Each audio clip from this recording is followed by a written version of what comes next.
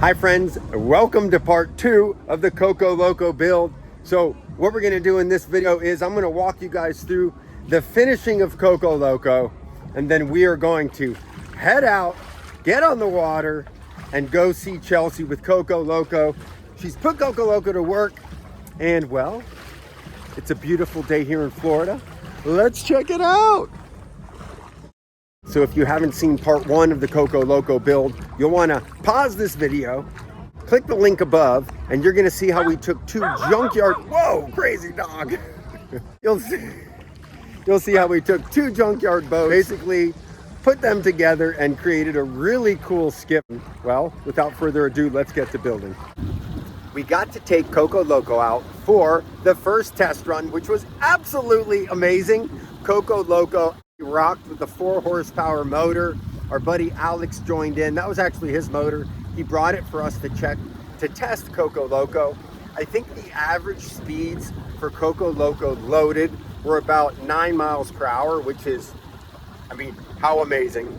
Coco Loco was incredibly stable and really lived up to do everything that we hoped she would do. The next step was going to be getting some aesthetics and then all the little things to make Coco Loco functional for Chelsea's new business.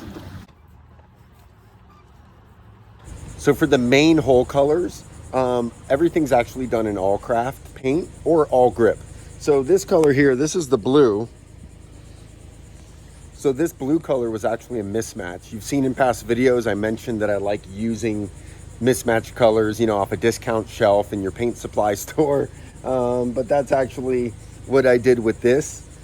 This was a color I've been sitting on for a while. This is like a Bahama blue color, and it really goes well. Chelsea liked it, so, you know, we used it. So this blue is an all craft 2000 paint. All the paint that we applied to the exterior of Coco Loco, we rolled it on. So this is then the green color. This was also just a mismatched color that I got for a discount, so that worked well. Now for the Amas, for the outrigger, this is like a mustardy color yellow. So this is the color I use when I do my faux teak paint work. You guys have never seen it. I'll show you a clip or two, but one of the things I do to actually make money is to do faux teak. So that's basically painting anything to look like teak. It's pretty popular in the marine industry, but this is the base color that I use, and this is actually an all grip product. Yes, I should probably make the outriggers look like wood. That would be pretty cool, but it's a lot of work. So these are the colors that we used. Okay, so after we got all of the hull sides painted, the main color scheme laid out, we then needed to do like the detailed painting, and that's Chelsea's department, what she did. But we made some stencils and then actually used, so this is just Rust-Oleum oil-based. All of these are oil-based paints, and you know, I've used oil-based in the past. The key to using oil-based paints is to use something to speed up the drying process. The only downside to oil-based paint is that it takes forever to dry. But you know, for doing a deck or doing things that you want to be durable, oil-based is a really good option. So this is one of the things that I like using. But basically, this really helps to speed up oil-based paint. I mean, like really fast, especially here in Florida. This is a really, for doing the graphics on this boat, this is what we used, and it worked really well. So one of the things I didn't show in the last video was how I laminated the beams and the Amas. I used FGCI's epoxy with the Cabasil mix, just made my own epoxy putty, bonded the beams to the bulkheads, let them dry overnight, and then the next day did a little bit of final sanding, and then laminated everything with 2 laminations of 1708 and the FGCI epoxy. And then where the outriggers attached to the AMA, I did about 4 laminations around the joints. So check this out. This is probably one of my favorite things. Actually, something so simple but so useful. They actually have little instruction pamphlets for each product here, so this really can be super helpful. Little cheat sheets, kind of your mixing ratios, what percentage. Really good info here. But what do you expect? It's FGCI, they're awesome. So for a custom floor panel, our buddy Bocce gifted Chelsea and surprised her with this custom hardwood panel that he made. And oh my goodness, he absolutely knocked it out of the park. So next up was making a workstation. So I started by using some hardwood planks that I had, trimmed them up, and bonded them in with a little tabbing. So Chelsea wanted a little bit of a shelf area. So instead of a net, I took some split pieces of bamboo and then simply lashed them to the outriggers, and well, here you have it. And then for a workstation, it was pretty important to have a couple areas that fruit couldn't roll off. So I simply took some square pieces, punched a hole saw through the middle, and then routed the edges, and now she had a nice little workstation. So when it came time for Chelsea to decide on what to power Coco Loco with, it was a no-brainer. She knew she wanted a Suzuki. Her last couple boats have had Suzuki Outboard, so she got herself a nice 6 horsepower outboard from Lakeshore Marine. They're located out in Lake Okeechobee. So in some of my past videos and a lot of the future videos that you guys are gonna see, I show my buddies at Lakeshore Marine, Steve, DJ, Stormy, Kyle, the whole posse out there. They're amazing human beings. They're a Suzuki and Mercury dealership. And well, there isn't an outboard dealership out there that I know of or have heard of that provides better customer service, better value, better experience, and just an overall great experience. Lakeshore Marine is top notch. I honestly can't even put into words how awesome Lakeshore Marine is and how good they've been to their customers from what I've seen and the experiences that we have had with them. So be sure to support those who support you. Lakeshore Marine hooked it up.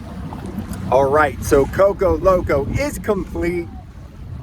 So what we're gonna do now is we're actually gonna run out to the Sandbar. I'm on Chelsea's Twin V right now. This is Bahama Mama. Take a look, pretty cool setup. Suzuki 60 horsepower tiller, yeah baby. So what we're gonna do now is I'll show you guys Coco Loco in action, being put to work. Chelsea's at the Stewart Sandbar with their friend Jordan. They're working out there, and well, you're gonna see what this build was all about and it being put to work. So let's head out. It's a beautiful day. We're gonna cruise out there and let's go see the finished product.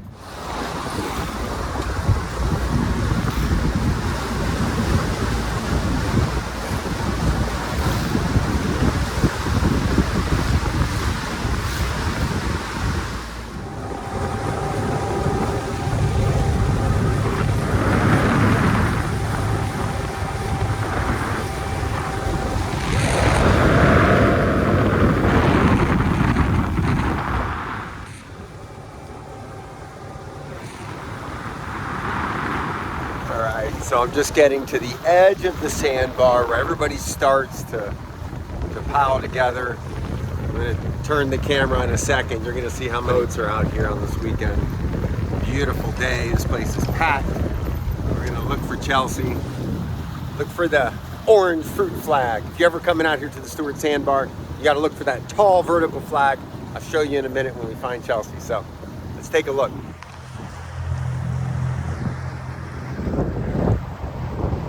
So this is pretty much the setup out here. Everybody comes, anchors their boats. The cool thing about the Stewart Sandbar is, yes, you've got a couple big sandbars, but it's surrounded by deeper water. So it's pretty easy access for everybody to anchor on the edges, walk around in shallow water. So you can jump in deep water and then you can just walk around the shallow water like this. So what Chelsea will do is she'll cruise around the channel, and then as people wave or flag her down, she'll stop. Or depending on the crowd, she was saying that when they pulled in here, they just got slammed with the line of people. So what they're doing now is they've got pineapples, watermelon, coconuts, all cold, acai bowls, and then fresh made popsicles, different pina colada, pineapple, strawberry. So they've got quite the little operation going with the different things that they're selling and offering to everybody. And I mean, what better thing to be out here on the Sandbar and get some fresh coconut or fresh pineapple, all sorts of toppings that they put on it. So let's go check out the setup.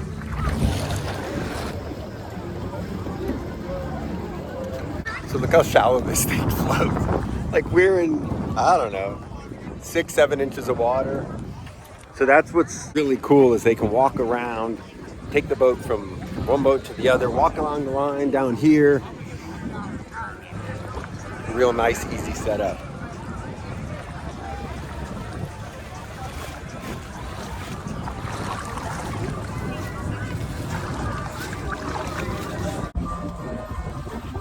We're about to taste the goodness.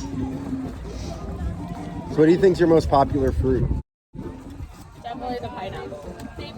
The pineapple, so that's what we're gonna try.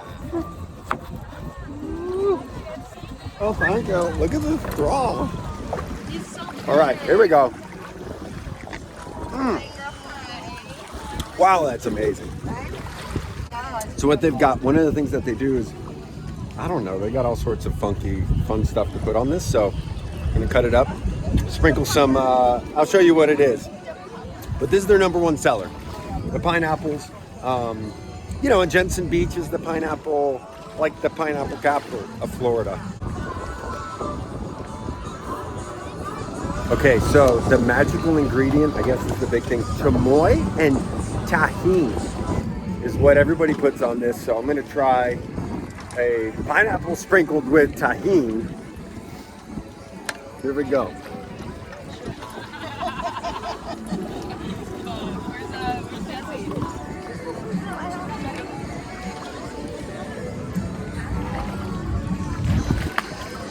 That is so good. Oh my God. Holy moly. If you've never tried tahini on pineapple, holy moly, next level.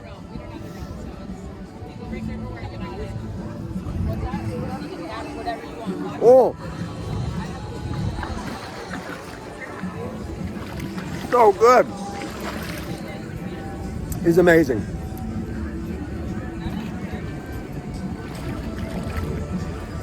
If you're in the Stewart area, Jensen Beach,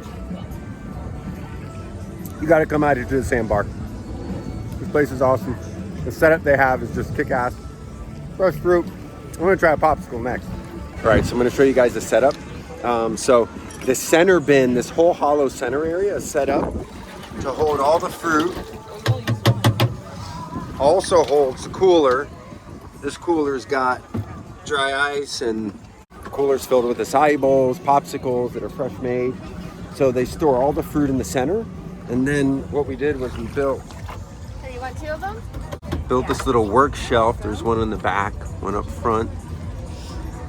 Basically cutting board. We took this is all, it's all like a hardwood, kind of a mix. A buddy of mine gave me a couple different pieces of hardwoods. I think a lot of like Indonesian hardwood. Cut them to fit, kept it really simple, just ran a hole saw, routed the edges, made the little holders. So those are kind of clutch when they're cutting the fruit, to be able to put the fruit in the center of the little holder, not cut your fingers off. Probably wouldn't be good. Pretty efficient. Cool bamboo straws. These are some of the tools. It's just a really cool setup. Real efficient. Be able to stand and work outside of the boat.